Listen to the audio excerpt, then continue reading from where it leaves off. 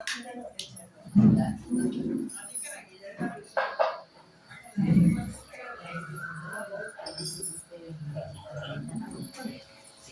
ओम श्री गुरुभ्यो नमः परम गुरुभ्यो नमः श्रीमदानंद भगवत्पादाचार्य गुरुभ्यो नमः भारते नमः सरस्वते नमः वायवे नमः ब्रह्मणे नमः महालक्ष्मी नमः तन्मंत्र देवताभ्यां नमः मुक्तिप्रदायक वासुदेवाय नमः हरि नमः श्री कृष्णाय नमः हरि ओम हरि ओम हरि ओम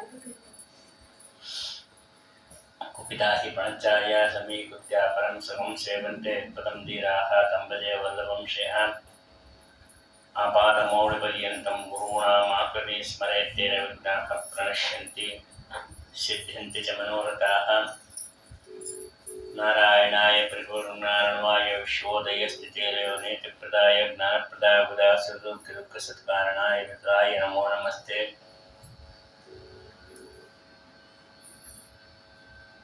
सोमेश्वराय सिद्धभूतविकस्वराय प्रेमप्रदाय तुङ्गोरसत्पौनवादित वंशपर्ये माङ्गल्यहेतुचरिताय ॐ नमः शिवाय मिथ्या सिद्धान्तदुर्दन्तविध्वंसनचक्षाः जयतीर्थाख्यकरणैर्भासतां नवदम्बरे अञ्जनासूनुसान्निध्यात् विजयेन विराजितं भजेहं भजेध्वजं कं तत्त्वं शिवदाम्बोजा संसक्तो हंसपङ्गवः ब्रह्मण्य गुरुराजाख्यो वर्ततां ममानसे तं वन्दे नरसिंहतीर्थनेनं श्रीव्यासराजप्रदं ध्यायेन्तं मनसा धम्मचरणं श्रीपादराजं गुरुम् अत्तिकल्पितकल्पोऽयं प्रत्यर्थिगजकेसरे व्यासतीर्थगुरुभूयादस्मदिष्टार्थसिद्धये भक्तानां मानसाम्बोजावानवे कामधेनवे नमतां कल्पतरुवे जयीन्द्रगुरवे नमः ओम नमो वादिराजाय दीर्घदारिद्र्यघातिने राजभोगप्रदाते च नमोऽस्तु जयदायिने प्रणमत् कामधेनुं च भजत्सर्वं श्रीभववधूत्पादा चिन्तामणिं उपास्महे पूज्याय राघवेन्द्रार्य सत्यधर्मरताय च बलितां कल्पवृक्षाय नमतां कामधेनुवे आसेतोरात्मशादर देयोदिशोऽजिवान्मो सत्यज्ञानगुरुः पात्रयतीन्द्र अभिपूजितः सत्याग्नकराब्जोक्तान् पञ्चाशतशुभोजनान् सत्यप्रमोदतीर्थार्यान् नवमिन्यासदारतान् सुधासेवा समद्भूतं सुविद्भन्मणिविरातं ताम्रपर्णिगुरुनोन्दे सुविद्याबोधकं मम ॐ स्वस्यस्तवचेषां सन्मङ्गलानि भवन्तु सम्यक् श्लोकैकश्रवणपठनमात्रेण वक्तुच्च श्रोतॄणां निखिलकलितकल्मषापनोदरद्रमाद्यखिलार्थसाधने श्री महाभारत तात्पर्य अद्य कथा प्रारंभे सति किंचित पूर्व कथानुवादः हरि ओम हरि ओम हरि ओम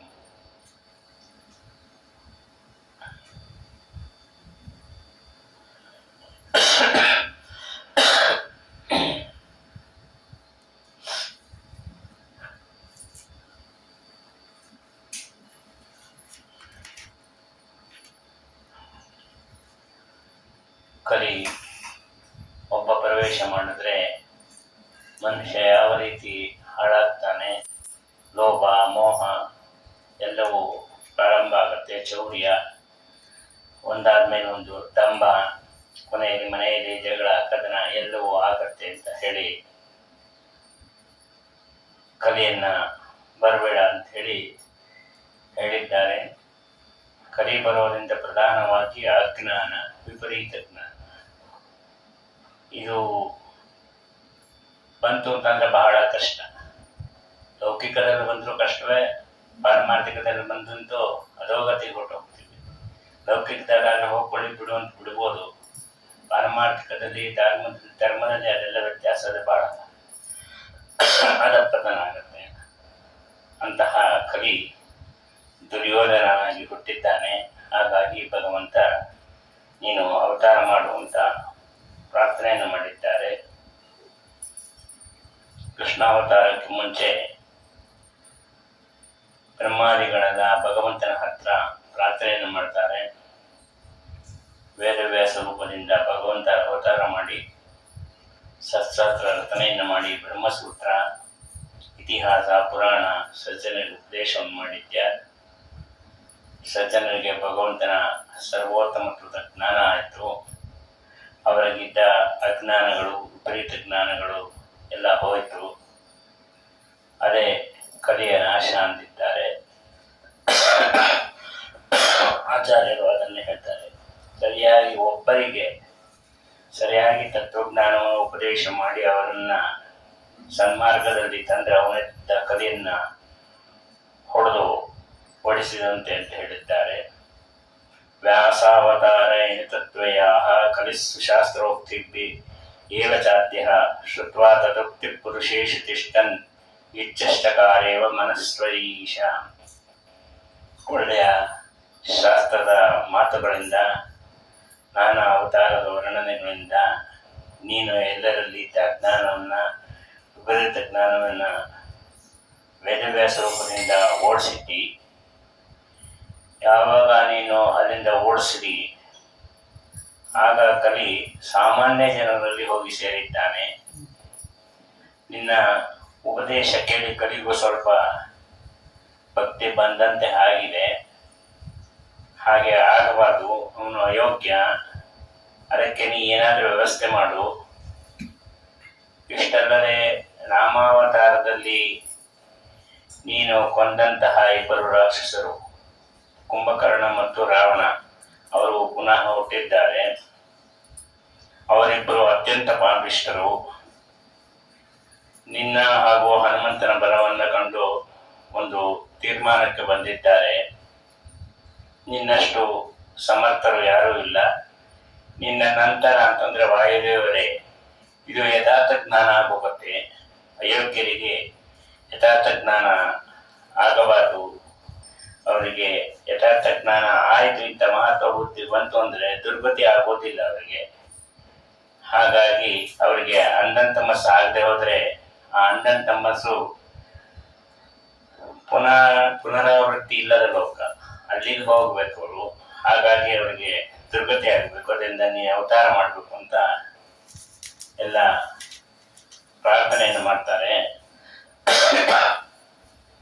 ಹತೋಚಯೌ ರಾವಣ ಕುಂಭಕರ್ಣೋ ತ್ವಯೋದಿತೌ ಪ್ರತಿಹಾರ ಪಾಲೌ ಮಹಾಸುರ ವೇಷಯುತಾಹಿ ಶಾಪಾತ್ ತಥೈವ ವದ್ಯಾತ್ ವಿಮೋಚನೀಯೌ.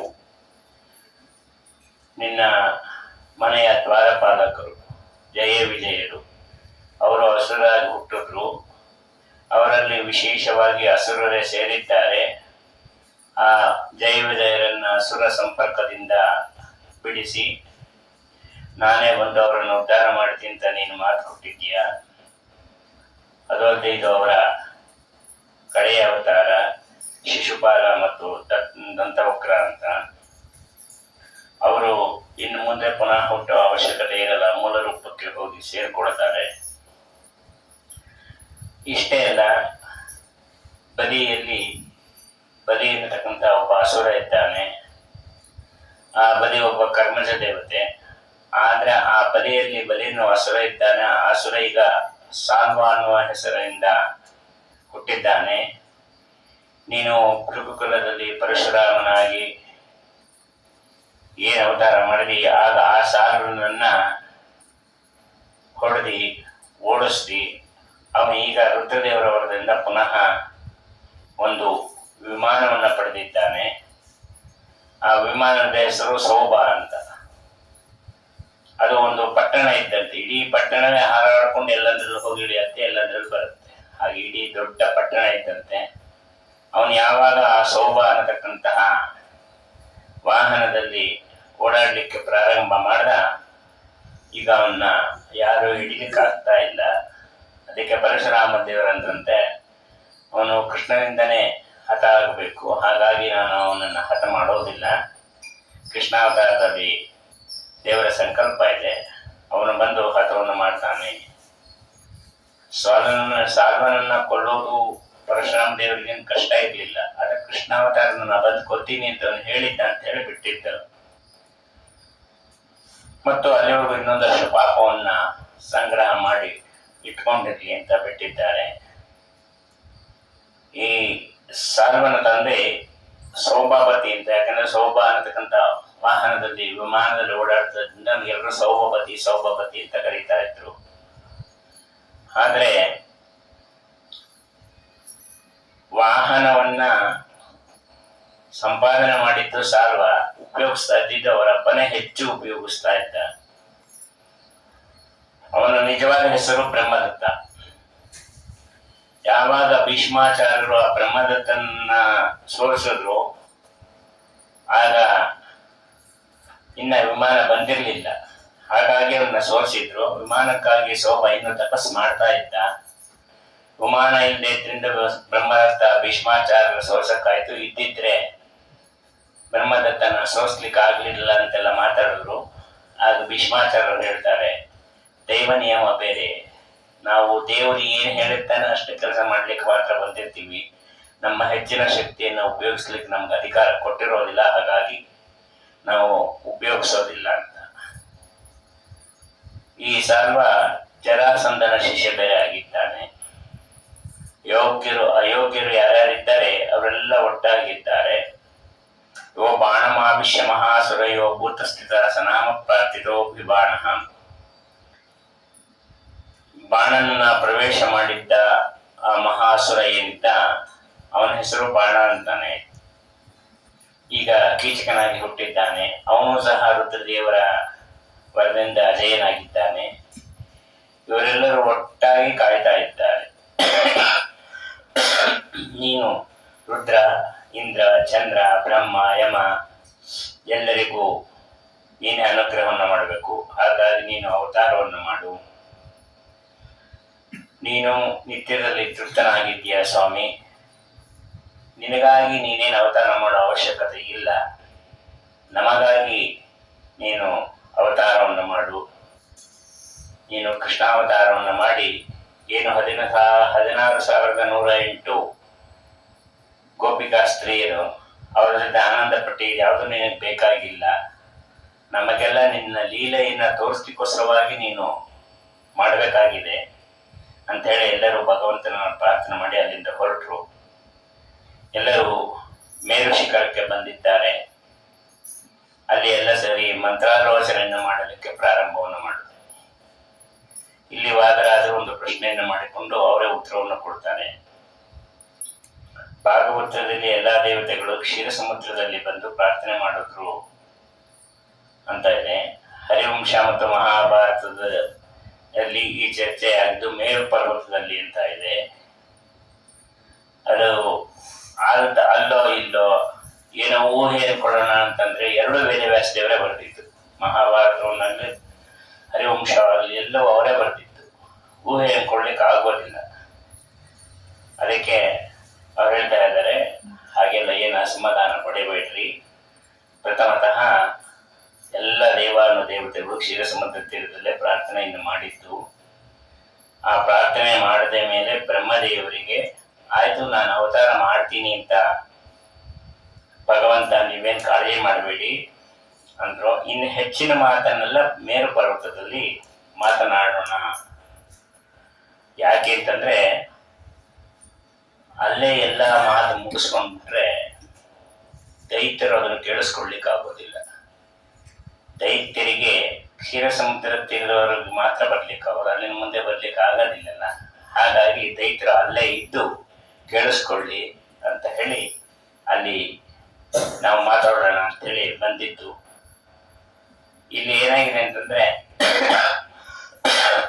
ದೈತ್ಯರಿಗೆ ಎಲ್ಲ ವಿಚಾರ ಗೊತ್ತಾಗ್ಲಿ, ನಾವು ಜೋರಾಗೆ ಮಾತಾಡೋಣ, ಆದ್ರೆ ಅವರು ಕದ್ದು ಕೇಳಿಸ್ಕೊಳ್ತಾ ಇದ್ದೀವಿ ಅಂತ ಅವರು ಅವತಾರ ಮಾಡಲಿ. ಅವತಾರ ಮಾಡಿ ಬಂದ ಮೇಲೆ ಅವರು ಒಬ್ಬೊಬ್ಬರನ್ನು ನಾವು ಸಂಹಾರ ಮಾಡಿ ಕಳಿಸೋದು ಅಂತ. ಇತಿ ಭಾಗವತೋಕ್ತೆ ಬ್ರಹ್ಮ ತದುಪರೇತ ಸಹ ದೈವೈ ತಯ ಸಹ ಜಗಾಮ ಸತ್ರೇನ ಸ್ಥೈರ್ಯಂ ಕ್ಷೀರಾಪಯೋನಿದೇಹೆ. ಇದಾದ್ಮೇಲೆ ಬ್ರಹ್ಮಂ ಪ್ರಣಮ್ಯ ತಾಮತ್ಮ ಕಾರಣಂ ಪ್ರದಾಪುರಾಹಂ ವರ್ಣಾಯಗ ಶುಭ. ಬ್ರಹ್ಮದೇವರು ಹೇಳಿದ್ರು, ಸ್ವಾಮಿ ನೀ ಈಗಾಗಲೇ ನೀ ಎಲ್ಲಿ ಅವತಾರ ಮಾಡಬೇಕು ಅಂತ ಒಂದು ಲಿಸ್ಟ್ ಮಾಡಿದ್ದೀನಿ. ಸರಿ, ಏನೇನು ವ್ಯವಸ್ಥೆ ಮಾಡಿದ್ದೆ ಹೇಳು ಅಂತ ಹೇಳಿದ ಭಗವಂತ. ನಾವೊಂದ್ಸಲ ಹೇಳಿದೀನಿ ಸ್ವಾಮಿ, ಹಿಂದೆ ವರುಣದೇವರು ಕಶ್ಯಪರಿಗೆ ಒಂದು ಆಕಳನ್ನ ಕೊಟ್ಟಿದ್ರು. ಕಶ್ಯಪರು ಅದನ್ನ ವಾಪಸ್ ಕೊಡ್ಲೇ ಇಲ್ಲ. ಅದಿತಿ ಮತ್ತು ಸುರಭಿ ಅದನ್ನ ಕೊಡ್ಲಿಕ್ಕೂ ಒಪ್ಪಿರ್ಲಿಲ್ಲ. ಆಗ ನಾನು ಅವರಿಗೆ ಶಾಪ ಕೊಟ್ಟಿದ್ದೀನಿ, ಕ್ಷತ್ರಿಯಾಗಿ ಹುಟ್ಟಿದರೂ ಸಹ ಗೋವುಗಳಿಟ್ಕೊಂಡು ನಿಮ್ಮ ಮನೆಗೆ ವಿಷಯದಂತೆ ಹಾಲು ವ್ಯಾಪಾರ ಮಾಡ್ಕೊಂಡಿರಿ ಅಂತ. ಆ ಕಶ್ಯಪನ ಈಗ ವಸುದೇವನಾಗಿ ಹುಟ್ಟಿದ್ದಾನೆ. ಇವನು ಹುಟ್ಟಿದ ಕೂಡಲೇ ದೇವತೆಗಳೆಲ್ಲ ಬಾಜಾ ಭಜಂತ್ರಿ ಬಾರಿಸೋದಂತೆ. ವಸುದೇವ ಹುಟ್ಟಿದ ಕೂಡಲೇ ದೇವತೆಗಳೆಲ್ಲ ಬಾಜಾ ಭಜಂತ್ರಿ ಬಾರಿಸೋದಂತೆ. ಅದಕ್ಕೆ ಅವನಿಗೆ ಇನ್ನೊಂದು ಹೆಸರಿದೆ ವಸುದೇವನಿಗೆ, ಆನಕ ದುಂದುಭಿ ಅಂತ ಹೇಳಿ. ಅವನು ಇಬ್ಬರು ಹೆಂಡತಿಯರು, ದೇವಕಿ ಮತ್ತು ರೋಹಿಣಿ ಅಂತ. ದೇವಕಿನ ಆದಿತ್ಯ ದೇವಿ, ರೋಹಿಣಿ ಸುರಭಿ. ಆ ವರ್ಣನ ಆಕಳನ್ನ ವಾಪಸ್ ಕೊಡದೆ ಇದ್ದಕ್ಕೆ ಅವರು ತಪ್ಪಿಸ್ಕೊಂಡ್ರಲ್ಲ, ಅವರಿಬ್ಬರೇ ಇಲ್ಲಿ ಹುಟ್ಟಿದ್ದಾರೆ. ಇದಾದ ನಂತರ ನಂದಗೋಪ ಹುಟ್ಟಿದ್ದಾನೆ. ಸ್ವಾಮಿ ನೋಡು, ನಾನು ಒಂಥರ ವ್ಯವಸ್ಥೆ ಮಾಡಿದ್ದೀನಿ. ಅವತಾರ ಮಾಡೋದು ಅವನ ಮನೆಯಲ್ಲಿ, ಆಟ ಆಡೋದು ವ್ಯವಸ್ಥೆ ಇನ್ನೊಬ್ಬರ ಮನೆಯಲ್ಲಿ. ಇಲ್ಲ ಸ್ವಾಮಿ, ಯಾಕೆ ಹಾಗೆ ಮಾಡಿದ್ರೆ? ಇಲ್ಲ ಸ್ವಾಮಿ, ಅವನು ಕೇಳ್ಕೊಂಡ ನನ್ನ ಮನೆಯಲ್ಲಿ ಭಗವಂತ ಹುಟ್ಟೋದು ಬೇಡ, ಆಟ ಆಡೋದ್ರೆ ಸಾಕು ನನಗೆ ಅಂತ. ಅದಕ್ಕೋಸ್ಕರ ಹುಟ್ಟೋದು ಬೇರೆ ಕಡೆ, ಆಟ ಆಡೋದು ಬೇರೆ ಕಡೆ ಅಂತ ಹೇಳಿ ಸತ್ವಂ ಭವತ್ವಾಶುಚ ದೇವಕಿ ಸುತತ್ತದೈವ ದ್ರೋಣೋ ನಾಮ ವಸು ಸಹ ಸಭಾರ್ಯಾಯ ಧರೆಯ ತತ್ಪಿತೃತ್ವಂ ಪ್ರಾಪ್ತಂ ತಪಸ್ಸೇನ ಉದಾರ ಮಾನಸ. ದ್ರೋಣ ಅನ್ನತಕ್ಕಂಥ ಒಬ್ಬ ವಸು, ದರ ಅಂತ ಅವನ ಹೆಂಡತಿ, ಇಬ್ಬರು ತಪಶ್ಚರ್ಯವನ್ನು ಮಾಡಿ ನಿಮ್ಮ ಅಪ್ಪ ನಮ್ಮ ಮನೆಯಲ್ಲಿ ಅವತಾರ ಮಾಡಬೇಕು ಅಂತ ಕೇಳಿದ್ರು. ಏನಿಲ್ಲ, ಅವನು ನಮ್ಮ ಮನೆಯಲ್ಲೇ ಹುಟ್ಟಬೇಕು ಅಂತೇನಿಲ್ಲ, ಕೂಸಾಗಿ ಬಾಗಿಲಲ್ಲಿ ತೋರಿಸಿದ್ರೆ ಸಾಕು ಅಂದಿದ್ರು. ನಾನು ತಥಾಸ್ತು ಅಂದಿದ್ದೀನಿ. ಹಾಗಾಗಿ ನೀನು ನಂದ ಯಶೋಧನ ಮನೆಯಲ್ಲಿ ಇರಬೇಕಾಗತ್ತೆ. ಹೀಗೆ ಎಲ್ಲರನ್ನ ಹೇಳ್ದ. ಈ ಗೋಪಿಕಾ ಶ್ರೀ ವಿಕರ್ಣ ಸಾಧಿಸ್ತೋ ವಿಷಯಗುಪ್ತೆ ಅಂತ ಹೇಳ್ತಾರಲ್ಲ, ಹಾಗೆ ಭಗವಂತ ಹಂಗಾರೆ ಏನಾದ, ವಿಕರ್ಣ ಸಾಧಿ ವಿಶ್ವಗುಪ್ತೆ ಅಂದ್ರೆ ಪಬ್ಲಿಕ್ ಪ್ರಾಪರ್ಟಿ ಆಗಬೇಕು, ಎಲ್ಲರ ಮನೇಲೂ ಇರಬೇಕು ಭಗವಂತ. ನಾವು ಒಬ್ಬರ ಮನೇಲಿ ಹೆಂಗೆ ಆಟ ಆಡ್ಲಿಕ್ಕಾಗತ್ತೆ? ಎಲ್ಲರ ಮನೇಲೂ ಒಂದೊಂದು ದಿವಸ ಇದ್ದು ಬಿಡ್ತೀನಿ ಬಿಡು ಅಂತಂದ ಭಗವಂತ. ಇಲ್ಲ ಇಲ್ಲ, ಹಾಗೆಲ್ಲ ಬೇಡ, ಎಲ್ಲ ನಿಯಮ ಆಗಿದೆ, ನೀನು ಮುಂದೆ ಹೇಳಿದ್ದೆ ಅದನ್ನ ಬರೆದಿಟ್ಕೊಂಡಿದ್ದೀನಿ ನಾನು ಅಷ್ಟೇ, ನಾನೇನು ನನ್ನ ಪ್ರಯತ್ನದಿಂದ ಹೇಳ್ತಾ ಇಲ್ಲ ಅಂತ ಹೇಳಿ ಅವನಲ್ಲಿ ಬಾಲಲ್ಲಿ ಏನು ಮಾಡಲಿ. ಹಾಗಾದ್ರೆ ಆ ನಂದ ಯಾರು? ತಸ್ಮೈ ವರ ಸಮಾಯ ಸನ್ನಿಸೃಷ್ಟ ಸಸಾರ ನಂದಾಕ್ಷ ಉತ್ಸಾಹ ಭಾರ್ಯ ನಾಮ ಯಶೋಧ ಹೃದಯಾತ್ ಶೂರತೃತ್ಯ ವೈಶ್ಯ ಪ್ರಭೋ ಅತಗೋಪಃ. ಆ ನಂದ ಯಾರು ಅಂದ್ರೆ ಅವನು ಬೇರೆ ಯಾರೋ ಅಲ್ಲ, ವಸುದೇವನ ಅಪ್ಪ ಇದ್ದಾನಲ್ಲ ಶೂರಸೇನ, ಅವನ ಮಗನೇ. ವಸುದೇವಾನಂದ ಅಣ್ಣ ತಮ್ಮಂದ್ರು. ಆದರೆ ವಸುದೇವ ಹುಟ್ಟಿದ್ದು ಶೂರಸೇನಗೆ ಕ್ಷತ್ರಿಯ ಹೆಂಡತಿಯಲ್ಲಿ. ಕ್ಷತ್ರಿಯ ಹೆಂಡತಿಯಲ್ಲಿ ಅವಳೆಲ್ಲ ಅವನು ಹುಟ್ಟದ. ನಂದಗೋಪ ಹುಟ್ಟಿದ್ದು ಶೂರಸೇನ ವೈಶ್ಯ ಹೆಂಡತಿಯಲ್ಲಿ ಹುಟ್ಟದ. ಹಾಗಾಗಿ ನೀನು ಇವರ ಮನೆಯಲ್ಲಿ ಲೀಲೆಯನ್ನು ತೋರಿಸಬೇಕು. ಮೊದಲು ನೀನು ಅವತಾರ ಮಾಡಬೇಕಾದ್ದು ದೇವಕಿ ಮನೆಯಲ್ಲಿ. ಅವರು ನೀನು ಮಗನಾಗಿ ಹುಟ್ಟಲಿ, ಮೊದಲು ನಿನ್ನನ್ನು ನಾವೇ ನೋಡಬೇಕು ಅಂತ ಅಂದಿದ್ದಾರೆ. ಹಾಗಾಗಿ ಅಲ್ಲಿ ಹುಟ್ಟಿ ನಿನ್ನ ವಿಶ್ವರೂಪ ದರ್ಶನವನ್ನು ಮಾಡಿಸು. ಆಮೇಲೆ ನಂದಿಗೋಪನ ಮನೆಗೆ ಹೋಗ್ಬೇಕು. ಇದು ನೀ ಹೇಗೆ ಹೋಗ್ತಿ ಏನು ಅಂತ ನಮಗೆ ತಿಳಿಸಿಲ್ಲ, ಹಾಗಾಗಿ ನಾನು ಅದನ್ನು ಹೇಳಿಲ್ಲ. ಅದು ನಿನಗೆ ಬಿಟ್ಟಿದ್ದು ಹೇಗೆ ಹೋಗ್ತಿ ಅಂತ. ಇಷ್ಟೆಲ್ಲಕ್ಕೂ ಪ್ರೇರಣೆ ನಿನ್ನದೇ ಸ್ವಾಮಿ ಅಂತ ಹೇಳಿ ಬ್ರಹ್ಮದೇವರು ಹೇಳಿದ್ರು. ಸರಿ, ನೀವೆಲ್ಲರೂ ನಿಮ್ಮ ನಿಮ್ಮ ಹೆಂಡಂದಿರ ಜೊತೆ ನನ್ನ ಸೇವಾ ಮಾಡಲಿಕ್ಕೆ ಅವತಾರ ಮಾಡ್ರಿ, ನಾನು ಕೃಷ್ಣನಾಗಿ ಬರ್ತೀನಿ. ದೇವರು ಹೇಳಿದ್ದಕ್ಕೆ ಎಲ್ಲರೂ ಆಯ್ತು ಅಂದ್ರು. ಆದರೆ ದೇವರು ಹೇಳೋದಕ್ಕೆ ಮುಂಚಿನ ಒಬ್ಬ ಅವತಾರ ಮಾಡಿದ್ದ. ಅವನ ಯಾರು ಅಂದ್ರೆ ಕುಬೇರ. ಈ ಕುಬೇರ ಅವನ ಮನೆಗೆ ಒಂದು ಆನೆ ಇತ್ತು.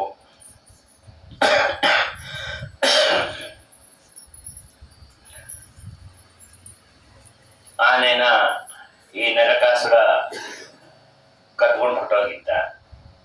ಆನೆ ಹೆಸರು ಸುಪ್ರತೀಕ ಅಂತ. ಕುಬೇರನಿಗೆ ಅದ್ರ ಮೇಲೆ ಬಹಳ ಮೋಹ ಇತ್ತು. ನರಕಾಸುರ ಜೊತೆ ಹೊಡೆದಾಡಿ ಅವನ್ನ ಗೆಲ್ಲೋದಕ್ಕಾಗಲ್ಲ. ಹಾಗಾಗಿ ಏನ್ ಮಾಡೋದು ಅಂತ ಹೇಳಿ ಅವನ ಮಗನ ಹುಟ್ಬಿಟ್ಟು ಅವನ ಆಸ್ತಿ ಎಲ್ಲ ನನಗೆ ಬರುತ್ತೆ, ಅವ ಆನೇನು ನನಗೆ ಬರುತ್ತೆ ಅಂತ ಹೇಳಿ ಹೋಗಿ ಅವನ ಮನೆಯಲ್ಲಿ ಮಗನಾಗಿ ಹುಟ್ಟಿದ್ದ. ಅದಾದ್ಮೇಲೆ ಈ ನರಕಾಸುರ ಯಾರು ಅಂದ್ರೆ ವರಾಹದೇವರ ಮಗನೇ, ಹರಿಯ ಪುತ್ರನೇ. ತನ್ನ ಮಗ ಆದ್ರೂ ಸಹ ಭಗವಂತ ಅವನನ್ನ ಕೊಂದ. ಕುಬೇರ ಅವನನ್ನಾಗಿ ಹುಟ್ಟಿದ್ದಾನೆ. ಬ್ರಹ್ಮದತ್ತ ಅಂತ ಅವನಿಗೆ ಹೆಸರಿಡಬೇಕು ಅಂತೆಲ್ಲ ಯೋಚನೆ ಮಾಡಿದ್ರು. ಆಮೇಲೆ ಅದನ್ನ ಚಿಂತನೆಯನ್ನ ಬಿಟ್ಟು ಭಗದತ್ತ ಅಂತ ಹೇಳಿ ನಾಮಕರಣವನ್ನು ಮಾಡಿದ್ದಾರೆ. ಕೃಷ್ಣ ನರಕಾಸುರ ಸಂಹಾರ ಮಾಡಿದ ಮೇಲೆ ಭಗದತ್ತನಿಂದ ಅಸುರ ವೇಷ ಹೋಯಿತು. ಆಮೇಲೆ ಭಗವಂತನ ಕಾಲಿಡ್ಕೊಂಡ, ನನ್ನನ್ನು ಉದ್ಧಾರ ಮಾಡಬೇಕು ಅಂತ ದೇವರು ಅವನನ್ನ ರಾಜನಾಗೂ ಮಾಡ್ದ. ನಂತರ ಇನ್ನೊಬ್ಬ ಶಿಲಿ ಅಂತ ಯಾದವರಲ್ಲಿ ಒಬ್ಬ ವೀರ, ಅವನಿಗೆ ಸತ್ಯಕ ಅಂತ ಒಬ್ಬ ಮಗ.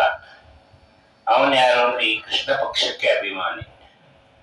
ಈ ಕೃಷ್ಣನ ಅಂದ್ರೆ ಶುಕ್ಲ ಪಕ್ಷ ಕೃಷ್ಣ ಪಕ್ಷ ಬರ್ತಲ್ಲ, ಕೃಷ್ಣ ಪಕ್ಷಕ್ಕೆ ಅಭಿಮಾನಿ.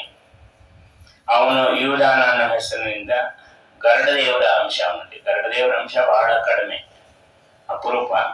ಇವನು ಗರುಡದೇವರ ಅಂಶ. ಆಮೇಲೆ ಅವನು ಸಮಹ ಅನ್ನೋ ಮರುತ್, ಅವನಲ್ಲಿ ವಿಷ್ಣು ಚಕ್ರಕ್ಕೆ ಅಭಿಮಾನಿ. ಅವನೇ ಒಂದು ಅಂಶದ ಯುಧಾನದಲ್ಲಿ ಇದ್ದ. ಹೃದಿಕ ಅಂತ ಯಾದವರಿಂದ ಮತ್ತೊಬ್ಬ ವೀರ, ಅವನು ಶುಕ್ಲ ಪಕ್ಷದ ಅಭಿಮಾನಿ. ಅವನ ಮಗನಾಗಿ ಅವತಾರವನ್ನು ಮಾಡಿದ್ದಾನೆ. ಈ ಪಾಂಚಜನ್ಯ ಶಂಖ ಇದೆಯಲ್ಲ, ಅದರ ಮರುತುಗಳಿಗೆ ಪ್ರವಾಹ ಅನ್ನೋ ದೇವತೆ. ಹಾಗೆಲ್ಲ ಅವತಾರ ಮಾಡಿದ್ದಾರೆ. ಕೊನೆಗೆ ದೇವರಿಂದ ಯಾರ್ಯಾರು ಪಾಂಡವರ ಪಕ್ಷಪಾತಿಗಳು ಅವರೆಲ್ಲ ದೇವತೆಗಳು, ಯಾರ್ಯಾರು ಕೌರವರ ಪಕ್ಷದಲ್ಲಿದ್ರು ಅವರೆಲ್ಲ ದೈತ್ಯರು ಅಂದ್ಬಿಟ್ರು. ಹಾಗಾದ್ರೆ ಕೌರವ ಪಕ್ಷದಲ್ಲಿ ದೈತ್ಯರೇ ಏನಿಲ್ವಲ್ಲ, ಎಲ್ಲರೂ ಇದ್ದಾರಲ್ಲ, ಭೀಷ್ಮಾಚಾರ್ಯರು, ಕೃಪಾಚಾರ್ಯರು, ದ್ರೋಣಾಚಾರ್ಯರು, ಇವರೆಲ್ಲರ ಗತಿ ಏನು ಅಂದಿದ್ದಕ್ಕೆ ಏ ಪಾಂಡವನ ವಧಸ್ಸಹಾಯ ದೇವಾಶ್ಚ ದೇವಾನುಚರ ಸಮಸ್ತಃ, ಯಾರ್ಯಾರು ಪಾಂಡವರಿಗೆ ಸಹಾಯವನ್ನ ಮಾಡ್ತಾರೋ ಅವರೆಲ್ಲರೂ ದೇವತೆಗಳು ಅಥವಾ ದೇವತೆಗಳ ಅನುಚರರು. ಯಾರು ವಿರೋಧಿಗಳಿದ್ದಾರೋ ಅವರೆಲ್ಲ ಅಸುರರು. ಇನ್ನ ಉದಾಸೀನ ಮಾಡಿದವರು, ಚಂಚಲ ಬುದ್ಧಿ ಇದ್ದವರಿದ್ರೆ ಇವರೆಲ್ಲ ಮನುಷ್ಯರು ಅಂತ ಹೇಳಿದ್ದಾರೆ. ಪಾಂಡವರ ಪಕ್ಷದಲ್ಲಿ ಕೆಲವರಿದ್ರು, ಕೌರವ ಪಕ್ಷದಲ್ಲಿ ಕೆಲವರಿದ್ರು. ಅದಕ್ಕೆ ಆಚಾರ್ಯ ಆ ಪಕ್ಷ ಈ ಪಕ್ಷ ಅಂತ ಹೇಳಲಿಲ್ಲ. ಪಾಂಡವರಿಗೆ ಯಾರ್ಯಾರು ಹಿತೈಷಿಗಳಿದ್ದಾರೋ ಅವರೆಲ್ಲರೂ ದೇವತೆಗಳು ಅಂದ್ಬಿಟ್ರು. ಭೀಷ್ಮಾಚಾರ್ಯರು, ದ್ರೋಣಾಚಾರ್ಯರು ಪಾಂಡವರಿಗೆ ಹಿತವನ್ನೇ ಬಯಸ್ತಾ ಇದ್ದವರು. ಯುದ್ಧ ಪ್ರಾರಂಭ ಆದಾಗ ಇವರುಗಳ ಮಾತುಗಳನ್ನ ಕೇಳಬೇಕು. ಪಾಂಡವರು ಏನ್ ಮಾಡ್ತಾರೆ, ಅವರೆಲ್ಲ ತುಂಬಾ ದೊಡ್ಡವರು. ಭೀಷ್ಮಾಚಾರ್ಯರು, ದ್ರೋಣಾಚಾರ್ಯರು, ಅದಲ್ಲದೆ ಪಾಂಡವರು ಬಹಳ ಭಯಭಕ್ತಿ ಇದ್ದವರು. ಯುದ್ಧಕ್ಕೆ ಹೋಗೋದಕ್ಕೆ ಮುಂಚೆ ದೊಡ್ಡವ್ರಿಗೆ ನಮಸ್ಕಾರ ಮಾಡಿ ಹೋಗಬೇಕು. ಅವರು ನೇರವಾಗಿ ರಥದಿಂದ ಇಳಿದು ಬಂದು ಅವರ ಸಜ್ಜನಿಕೆ ಎಂತದ್ದು ನೋಡ್ರಿ. ನಮ್ಮ ಎದುರು ಪಕ್ಷದಲ್ಲಿ ಇದ್ದರೂ ಸಹ ಅವರಿಗೆ ಹೋಗಿ ನಮಸ್ಕಾರವನ್ನು ಮಾಡಿದ್ದಾರೆ. ಭೀಷ್ಮಾಚಾರ್ಯರಿಗೆ, ದ್ರೋಣಾಚಾರ್ಯರಿಗೆಲ್ಲ ಹೋಗಿ ನಮಸ್ಕಾರವನ್ನು ಮಾಡಿದ್ದಾರೆ. ನಾವಾಗಿದ್ರೆ ದೊಡ್ಡಪ್ಪನ ಚಿಕ್ಕಪ್ಪನ ನಿನ್ನ ಕೊಂದೆ ಕೊಲ್ತೀನಿ ಬಿಡು ಅಂತ ಹೇಳ್ತಾ ಇದ್ವಿ. ಹಾಗೆ ಮಾಡಲಿಲ್ಲ, ಹೋಗಿ ನಮಸ್ಕಾರವನ್ನು ಮಾಡಿದ್ದಾರೆ. ಭೀಷ್ಮಾಚಾರ್ಯರ ಕಣ್ಣುಗಳು ತುಂಬಿ ಬಂತು.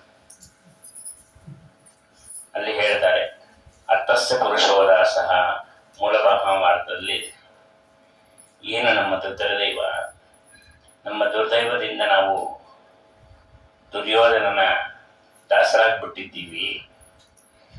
ಹಾಗಾಗಿ ನಾವೇನು ಮಾಡೋಕ್ಕಾಗಲ್ಲಪ್ಪ. ಯಾರು ದುಡ್ಡಿನ ದಾಸರಾಗಿ ದುಡ್ಡಿನ ಹಿಂದೆ ಬೀಳ್ತೀವಿ, ಯಾವತ್ತೂ ನಮಗೆ ಕೆಟ್ಟಗಳಿಗೆ ಬರುತ್ತೆ ಅಂತ ಗೊತ್ತಾಗಲ್ಲ. ಆದ್ರೆ ದುಡ್ಡು ಯಾರನ್ನ ಹಿಂದೆ ಹೋಗಿ ತಾನು ದಾಸಿ ಅನ್ನತ್ತೆ, ಅವ್ರು ಯಾರಿಗೂ ಹೆದರಬೇಕಾಗಿಲ್ಲ.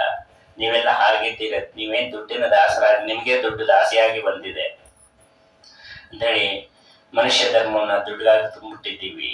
ಇವತ್ತು ಎಷ್ಟೋ ಕಡೆ ಆಗಿದೆ ಅಲ್ವಾ, ಹಣಕ್ಕೂ ಹಣ ಬರುತ್ತೆ ಅಂತಂದ್ರೆ ಮಡಿಬೇಡ, ಎಷ್ಟು ಕಾಂಪ್ರಮೈಸ್ ಆಗ್ತಾರೆ. ನೀವಾದ್ರೂ ಪರವಾಗಿಲ್ಲ ಕೊಡಿ, ಅವರಾದ್ರೂ ಪರವಾಗಿಲ್ಲ ಕೊಡಿ, ಯಾರು ಕೊಟ್ಟರು ಪರವಾಗಿಲ್ಲ, ದಕ್ಷಿಣೆ ಬರ್ಬೇಕಷ್ಟೇ. ಹಾಗಿರಬಾರ್ದು. ದಕ್ಷಿಣೆ ಅನ್ನತಕ್ಕಂಥದ್ದು ಬಹಳ ಬಹಳ ಬಹಳ ತುಂಬಾ ಅದು ಉನ್ನತ ಸ್ಥಾನದ ದಕ್ಷಿಣೆ ಅಂತಂದ್ರೆ. ನಿಮಗೆ ಅನ್ನಿಸ್ಬೋದು ಏನೋ 10 ರೂಪಾಯಿ ಕೊಟ್ಟು ಆಚಾರ್ಯ ಅಂತ, ನೀವು 10 ರೂಪಾಯಿನಲ್ಲಿ ಎಷ್ಟು ಪಾಪ ಇರುತ್ತೆ, ಅದರೊಳಗೆ ಎಷ್ಟು ನಿಮ್ಮ ವೇದನೆ ಇರುತ್ತೆ, ಅದೆಲ್ಲ ನಾವು ನೋಡ್ಕೊಳ್ಬೇಕು. ಯಾಕಂದ್ರೆ ಎಲ್ಲರೂ 100 ರೂಪಾಯಿ 1000 ರೂಪಾಯಿ ಕೊಡೋದು ಬೇರೆ ವಿಚಾರ, ಇರೋರು ಕೊಡೋದು ಬೇರೆ ವಿಚಾರ, ಇಲ್ದಿರೋರು ಕೊಡೋದು ಬೇರೆ ವಿಚಾರ.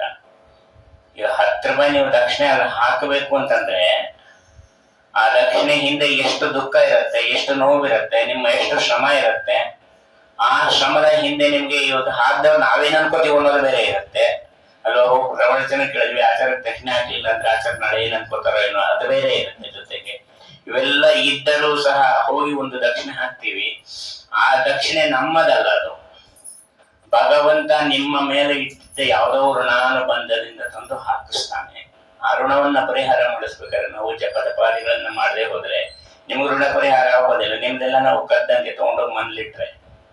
ಅದಕ್ಕೋಸ್ಕರವಾಗಿ ದಕ್ಷಿಣೆಯನ್ನ ಪ್ರತಿನಿತ್ಯ ನಾವೇನ್ ಮಾಡ್ತೀವಿ, ನೀವು ಕೊಟ್ಟ ದಕ್ಷಿಣ ಹಾಗೆ ತಗೊಂಡೋಗಿ ಒಂದು ಡಬ್ಬಿ ಇಟ್ಕೊಂಡಿರ್ತೀವಿ, ಅದರಲ್ಲಿ ಇಡ್ತೀವಿ. ಮರು ದಿವಸ ಬೆಳಗ್ಗೆ ಪೂಜೆ ಆದ್ಮೇಲೆ ಅದನ್ನೆಲ್ಲ ದೇವರಿಗೆ ಸಮರ್ಪಣೆ ಮಾಡಿ ಆಮೇಲೆ ಉಪಯೋಗಿಸ್ತೀವಿ.